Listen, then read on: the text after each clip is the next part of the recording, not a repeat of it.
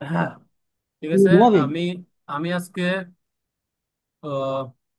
ইম্পোর্টের একটা বিল of entry দিয়ে আপনাদের দেখাবো যে কিভাবে ডিউটি গুলা ক্যালকুলেশন হয়, বা কিভাবে আপনারা বুঝবেন যে কত টাকা ডিউটি আসছে, বা অনলাইনে কিভাবে চেক করবেন যে বিল অফ এন্ট্রিটা অ্যাকচুয়াল না ফেক, না ওরা বানাই দিচ্ছে আপনাদের। হ্যাঁ, ধরুন সাপোজ একটা বিল অফ এন্ট্রি আপনাকে বানিয়ে দিয়ে দিল, বললো যে এখানে এত টাকা ট্যাক্স আসছে, তাহলে আপনি কি ওটা বিশ্বাস করে তাকে টাকা দিয়ে দিবেন?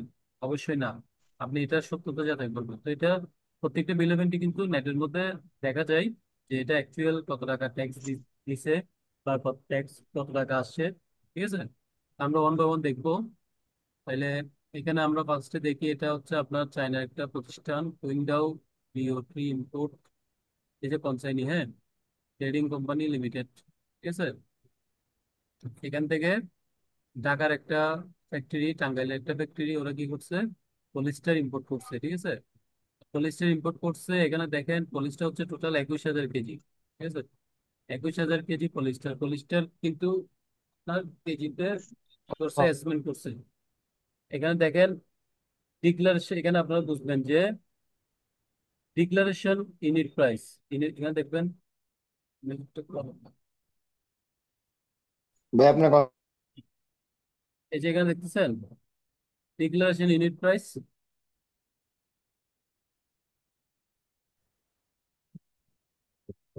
Hello, hello. জি, শুনতে পাচ্ছেন?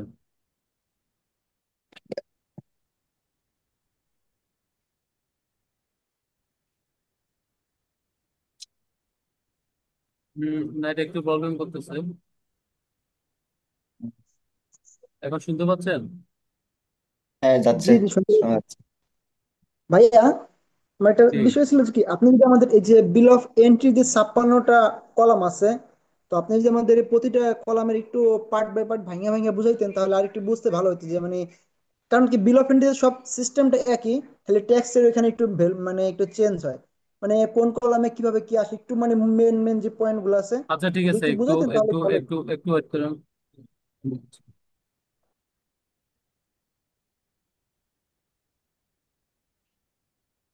কি আর বলছে? হ্যাঁ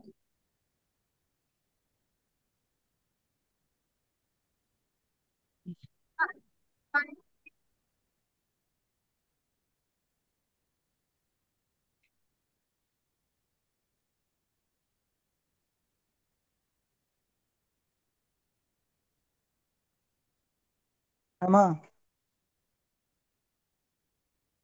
হ্যালো। হ্যাঁ, क्या?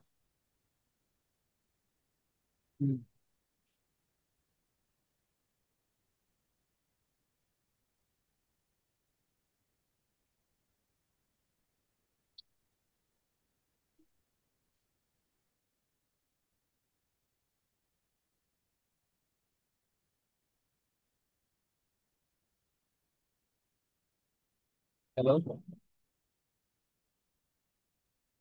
জি ভাইয়া বলেন। শোনা যাচ্ছে তো। আমার মা একটা অসুস্থ, তো ফোন দিচ্ছে যে হসপিটালে নিয়ে যেতে যাচ্ছে না। আচ্ছা আচ্ছা। তুমি বাড়িতে থাকে তো, আমার ফোনে কল দিছে। কিছুদিন ধরে ও ওনার আচ্ছা। প্রেশার মানে সবসময় হাই হাই রাখতেছে। সকালেও আমাকে কল দিছিল, এখন নাকি হসপিটালে নিয়ে যাচ্ছে। আচ্ছা, ওই ক্লাসটা একটু দ্রুত শেষ করে দিয়ে চেষ্টা করছি। সবাই একটু প্রে করবেন, ঠিক আছে? ঠিক আছে ভাই, ঠিক আছে। আচ্ছা, আমরা ফার্স্ট টু ফার্স্ট বুঝি। নাম্বার ওয়ান আছে কি IM4। IM4 মানে হচ্ছে কি, এখানে IM7 লেখা থাকলে মানে ডিউটি ফ্রি। ঠিক আছে, যদি ডিউটি ফ্রি কোনো ইম্পোর্ট হুম করতে হুম। হয় তখন থাকে IM7। আর ডিউটি দিয়ে কোনো কিছু যখন ইম্পোর্ট করবেন তখন হবে IM7, এই IM4। ঠিক আছে, হ্যাঁ আমি ফোর। তারপর আচ্ছা। হ্যাঁ, এটা গেল। এর পাশেরটা এটা হচ্ছে সি নাম্বার, মানে বিলেভেন্টি নাম্বার। এটা হচ্ছে 12/5-এর ডেট বা ম্যানিফেস্ট। ম্যানিফেস্টটা হচ্ছে কি, ওই যে আপনার রোটেশন। 8 আসার পর যে রোটেশন নাম্বারটা পড়ে সেটা। হুম হুম। তারপর এখানে টোটাল প্যাক, কত প্যাকেজ ওইটা। তারপর এজেন্ট রেফারেন্স। ঠিক আছে, তারপর এটা তো বুঝলাম ভাই। কমপ্লেইনে আমরা জানি, এটা হচ্ছে কোন জায়গা থেকে আনতেছি মালটা, এবং কে আনতেছে, কোন সিএনএফ দিয়ে আনতেছে, ঠিক আছে। তারপর আসেন কোন কান্ট্রি থেকে আনতেছি, মালটা কোথায় উৎপন্ন হয়েছে, টোটাল ভ্যালু কত।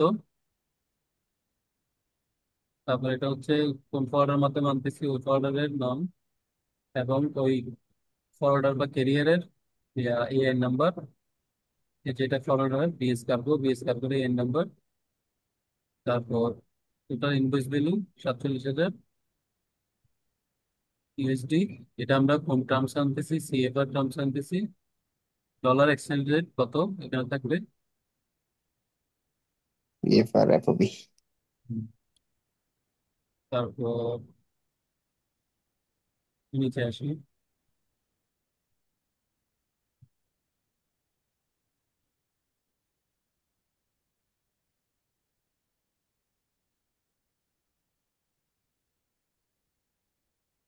এটা আপনার আইটেমের নাম থাকবে, টোটাল প্যাকেজ থাকবে, কত প্যাকেজ মাল আনতেছি, সিপিসি 4,000, মানে সিপিসি 4,000 মানে হচ্ছে যে আপনার কোন সিপিসি তে মালটা যাবে, বিভিন্ন রকম সিপিসি আছে, সিপিজেড এর জন্য আছে, আদার্স জন্য আছে, কোন সিপিসি তে মালটা যাবে ওইটা ওইটা সিএনএফ জানবে, সিএনএফ নির্ধারণ করে দেবে কোন সিপিসি তে মালটা আপনি নিতে পারবেন। এটা হচ্ছে এইচএস কোড, ঠিক আছে। তারপর জি। এগুলো তো জানেন, নেট ওয়াইড, ইউজ ওয়াইড আলাদা আলাদা থাকবে। এটা কান্ট্রি কোড, কোন কান্ট্রি থেকে আনতেছি, এখানে থাকবে আপনার ব্যাগে আনতেছেন না, কার্বন আনতেছেন যে, মানে আপনার ইউনিট যেটা থাকবে ওটা থাকবে এখানে। এরপর ইনভয়েস নাম্বার থাকবে এখানে, আর এখানে ইক্সপি নাম্বার থাকলে ইক্সপি নাম্বার বা সেলস নাম্বার থাকবে। তারপর ইউপি বা ইউডি নাম্বার থাকবে এখানে, বা ব্যবসা থেকে হলে ইপি বা আইপি নাম্বার থাকবে। তারপর এখন আসেন নিচে আইটেম প্রাইস, দেখেন এখানে আইটেম প্রাইস হচ্ছে 47,000, ঠিক আছে, 47,798 ডলার। কিন্তু আমরা ডিক্লারেশন দিচ্ছি দেখেন, মানে ইনভয়েসে ডিক্লারেশন দেওয়া হয়েছে 2.28 ইউনিট প্রাইস, কিন্তু অ্যাসিউম করছে 2.5। এই যে আমরা বলি না অ্যাসিউম করার সময় আপনার ওরা ওদের যে সিস্টেমে যে ইউনিট প্রাইস থাকবে ডাটা শিটে, ওটা দিয়ে অ্যাসিউম করবে, আপনি যে ইউনিট প্রাইস দিবেন ওটা দিয়ে তারা অ্যাসিউম করবে না। তাহলে $2.50 দিয়ে যখন অ্যাসিউম করছে 21,000 কেজিকে, তখন অ্যাসিউম ভ্যালু আসছে এত, ঠিক আছে, এটা বাংলা টাকা। হুম। ওই ওই অ্যাসেসমেন্ট ভ্যালুর উপরে আপনার দেখেন, অ্যাসেসমেন্ট ভ্যালুর উপর সিডি হয়েছে, আর ডি হয়েছে, এক্সডি, ব্যাট, এআইটি সবকিছু এটার উপর দিয়ে বেস করে হয়, ঠিক আছে। এটার উপর দিয়ে বেস করে টোটাল ডিউটি বের হয়। টোটাল ডিউটি বের হয়েছে কত এখানে,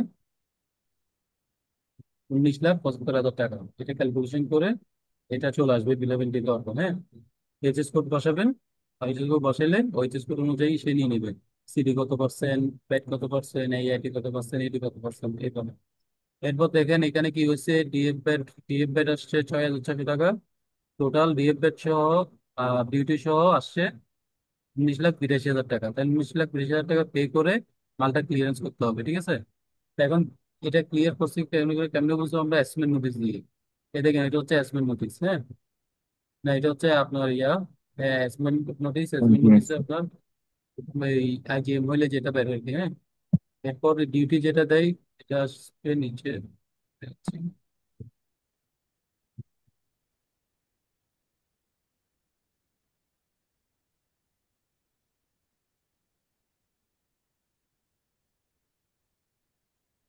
তো এটা আইজিএম দিছে। এখানে ওই অ্যাসমেন্ট একটা শীট থাকে যেটাতে আপনার ডিউটি কত টাকা, ডিএফ কত টাকা, টোটাল সবকিছু মিলে একটা খরচ আসবে। ওই খরচটা নোটিশটা থাকে, এটা এখানে নাই, এটা অ্যাসমেন্ট নোটিশ।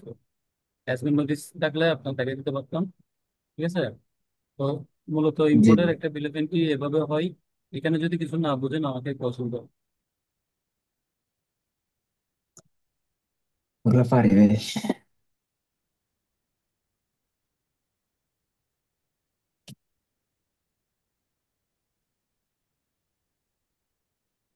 কোনো কোয়েশ্চেন আছে? না ভাই। বুঝছেন তো পয়েন্টগুলো? হ্যাঁ হ্যাঁ। ভাইয়া কমার্শিয়াল ওগুলো ক্যাশটা বুঝে বলতে গেলাম। তাহলে কি? জি তাড়াতাড়ি তাড়াতাড়ি, একটু তাড়াতাড়ি হ্যালো, বলো। জি। ভাই কমার্শিয়াল ক্যাশ মানে যে আপনার কমার্শিয়াল ক্যাশ যে লেখা আছে এটার মানে কি? ভাই আপনার ক্যাপিটাল ব্যাকগ্রাউন্ড ফর্ম থেকে একটু দূরে সরে আসেন। হ্যালো। আপনাকে বলছি একটু একটু ক্রাউড থেকে আলাদাভাবে আসিয়ে কথা বলেন।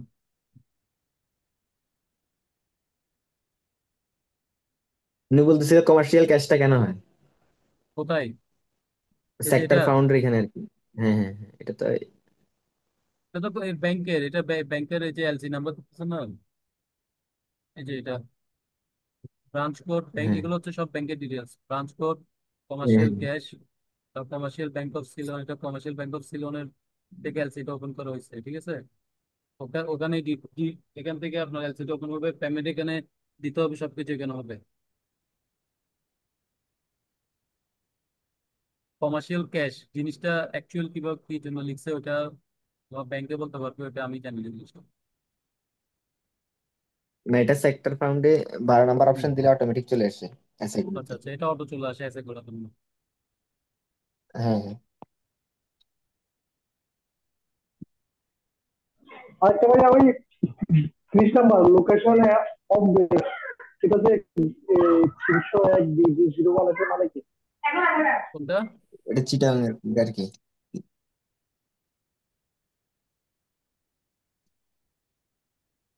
301 BD01, চট্টগ্রাম পোর্টের location of goods, 30 number. 301 code উপরেরটা? না না না, 30 নম্বরে কাস্টম কোডের পরেরটা। আচ্ছা আচ্ছা, 301 বিডি, 301 হচ্ছে কাস্টম হাউসের কোডটা, আর 303 হচ্ছে হ্যাঁ যে হ্যাঁ। আপনার ইপিজেড এর।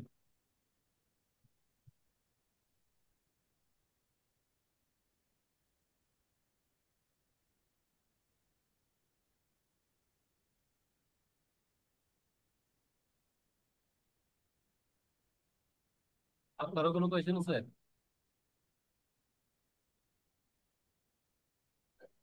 না ভাই, ভাইয়া, আপাতত। 37 যে সিপিসি, জি। এটা আসলে কি একটু বলবেন? সিপিসি কোডটা, এটা হচ্ছে মূলত আপনার এই যে একটা ইম্পোর্ট করবেন না, ইম্পোর্ট করার জন্য আপনার বিভিন্ন ক্যাটাগরির জন্য বিভিন্ন রকম কোড থাকে। যেমন 4200 একটা কোড আছে, এটা হচ্ছে ইপিজেড এর জন্য, ঠিক আছে? 4000 মানে হচ্ছে ডিউটি, ডিউটি পে যেগুলো হয়, এগুলো মূলত এমনি নর্মালি 4000 কোডে পড়ে। আর যেমন দেখা যায় যে অল্প ডিউটি ফ্রি, এগুলো 4400 করে পড়ে, 7300 করে পড়ে। 7300 কোড মানে হচ্ছে আপনার আপনার এই এক্সপোর্টের জন্য, এক্সপোর্ট যেগুলো না, সরি, যেগুলো আপনি ডিউটি ছাড়া আপনার হ্যাঁ, duty free export facility export. আনবেন, এক্সপোর্টের পরে 7300।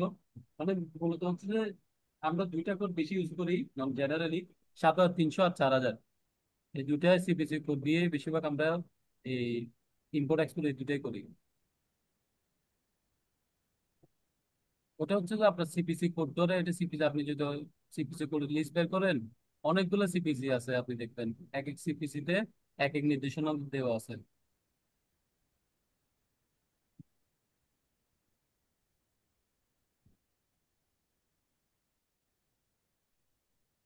সিপিসিটাতে ভুল থাকে তাহলে কি অনেক সময় ডিউটি দিতে হয়?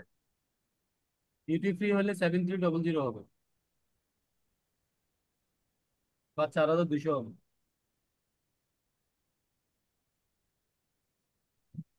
ডিউটি দিয়ে পে করলে 4000।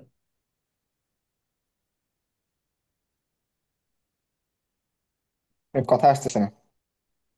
ডিউটি পে করলে 4000, আর ডিউটি যদি না দেয় তাহলে 7300, আর নয়তো 4200। ম্যাক্সিমাম ইম্পোর্টের ক্ষেত্রে তাই হয়। হুম।